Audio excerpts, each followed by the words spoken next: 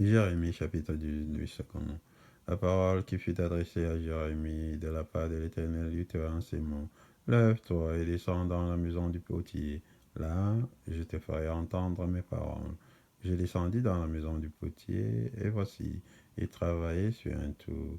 Le vase qu'il faisait ne réussit pas, comme il arrive à l'agir dans la main du potier. Il refit un autre vase, tel qu'il trouva bon de le faire.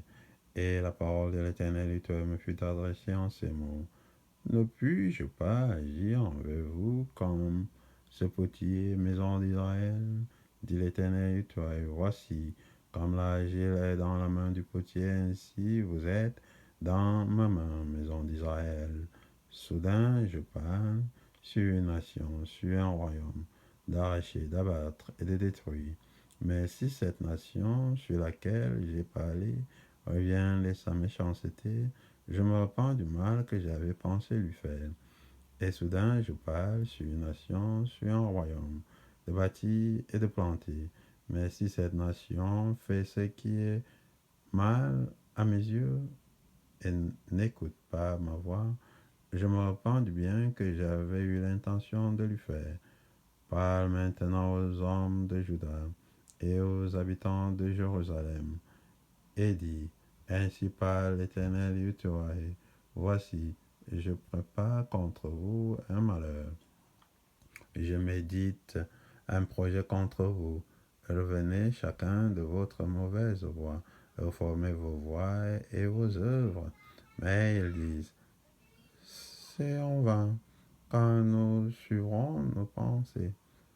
Nous agirons chacun selon les penchants de notre mauvais cœur. C'est pourquoi ainsi parle l'Éternel Yahweh. Interrogez les nations, qui a jamais entendu pareille chose. La Vierge d'Israël a commis d'horribles excès. La neige du Liban abandonne-t-elle le rocher des champs? Où voit-on tarir les eaux qui viennent de loin, fraîches et courantes? Cependant, mon peuple m'a oublié. Il offre de l'encens à des idoles. Il a été conduit à chanceler dans ses voies, à quitter les anciens sentiers pour suivre des sentiers, des chemins non frayés. Ils ont fait de leur pays un objet de désolation, d'éternelle moquerie. Tous ceux qui y passent sont stupéfaits et secouent la tête, pareil au vent d'Orient. Je les disperserai devant l'ennemi.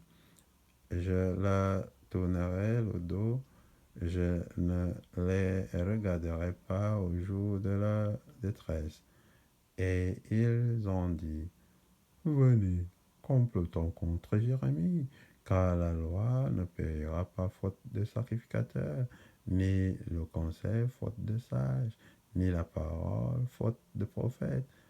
Venez, tuons-le avec la langue, ne prenons pas garde à tous ces discours.